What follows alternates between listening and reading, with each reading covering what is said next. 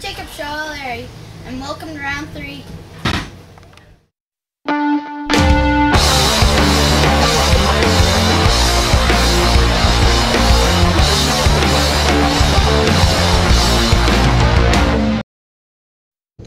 Hello and welcome back to Shubenacadie, Nova Scotia for Atlantic Road Racing League's 2010 race season.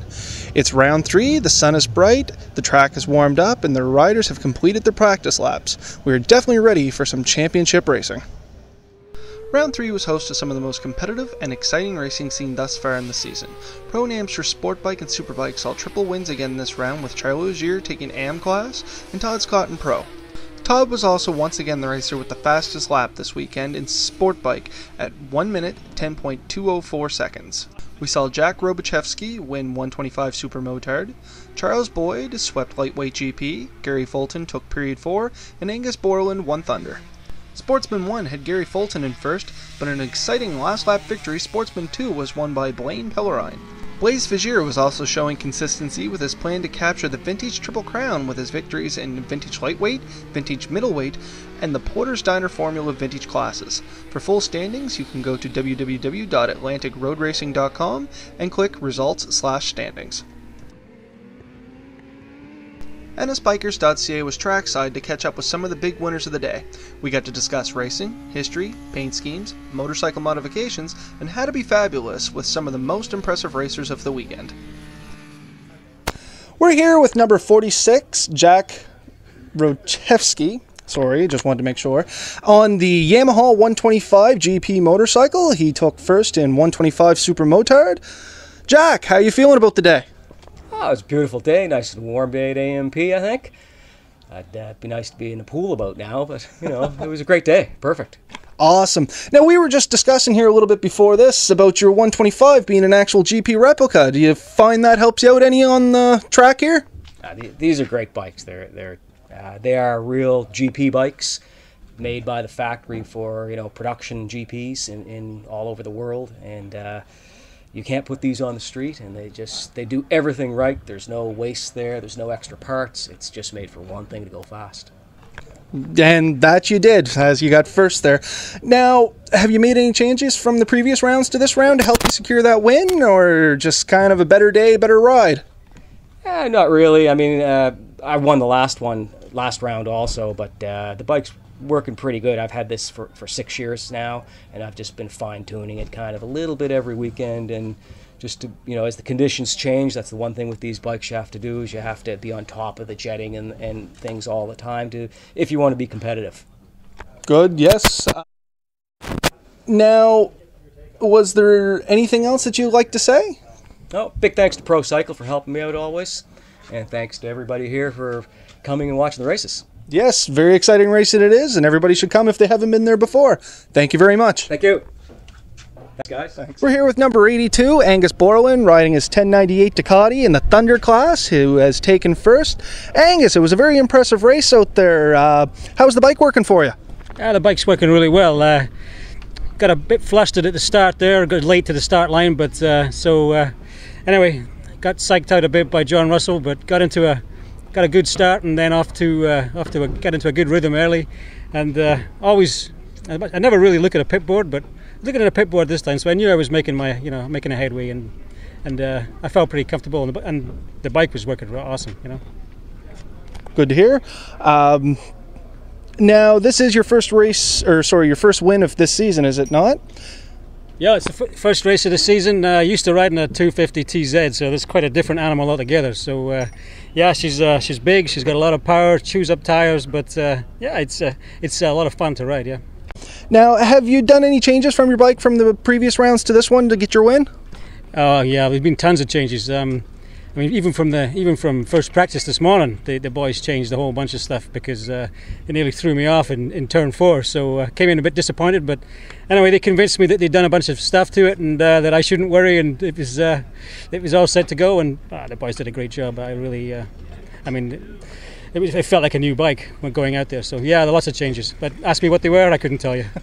Well, it's good to hear. As long as they were made, it seemed to work in your favor. Thank you very much for your time. Is there anything else that you'd like to say? Now, I just encourage everybody to take a look at the foggy.us website there. It's a website that we, it's a team that we, youth development team. So follow them in the United States. It's cool, and anybody looking for sponsorship, young guys looking to get ahead in the game, just check it out. Okay, thank you very much. Thank you. Have a good one. We're here with number 35, Blaine Pellerine, on his Yamaha R6. Blaine, you took a wicket win there on the last lap. Can you walk us through it a little? Well, it was a fun race. I was sitting in fourth place with about 4 laps left, and I decided it was time to go to the front, so I started picking them off one by one. The last lap, I tried to pass in 7, and we were side by side. 7, 8, 9. It was getting a little hairball there, but he gave me some room, and I held him off to the checkered flag, and it was an awesome race. It was truly an awesome race.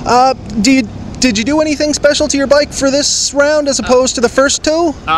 We changed the jetting a bit for the hot temperatures, so trying to figure out the carburation is the hardest part on a day like this, and trying to get your tires to last the whole race. They get kind of greasy towards the end, so that's about all we've done to the bike this weekend.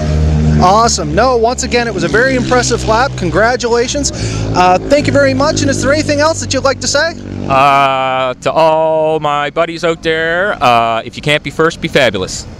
Thanks very much. Thank you. That's awesome. Thanks. We're here with Blaise Vigier, a rider of motorcycle 513, a Honda motorcycle he's going to tell us a little bit about here, actually. This motorcycle is kind of special in its own way, is it not?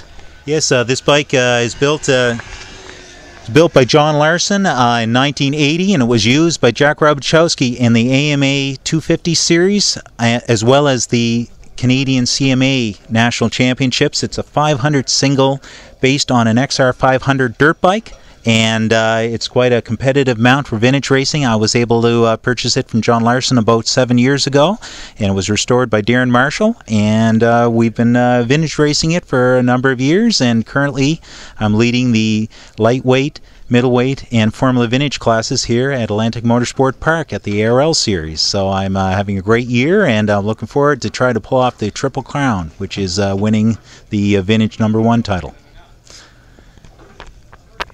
Wicked. Now, a motorcycle like this, you must need to do a lot of your own work on it, I would assume. So do you spend much time setting it up before races, or do you kind of have it the way you want it and just go with the way it is? The bike itself is built, a lot of the fabrication pieces are built by Colin Walker at Mad Fabrication, and I basically go over the bike. It's stripped basically to the frame after every round. It requires a little bit of maintenance being an older machine. We generally freshen up the motor twice a year, which consists of disassembling the motor, checking the transmission, refreshing up the top end of the motorcycle, as well as replacing the valves. The chassis itself is checked for trueness and that sort of thing, and the suspension's freshened up, and we go back together. So that's sort of, it takes a little bit more maintenance than your usual motorcycle, based on the fact that it's 25 plus years old. So that's what it takes. No, even with all the work, it definitely sounds like it's worth it to have something as special as this sitting under you when you're out there. And as you said, you're in the lead in all 3 classes. You're having a spectacular year, and I definitely hope that you do get your Triple Crown win there. And as it sits so far, you actually got a good lineup in there, and we wish you the best of luck on that. Thank you very much for the interview. Is there anything else that you'd like to say? I'd just like to thank ARL for putting on a great series here, and anytime you guys have any of the bikers in Atlantic Canada have a chance, come on out and watch us. We have a lot of fun out here. Thanks a lot, guys. Awesome. Thank you very much. Thank you. Thanks. Thank you very much.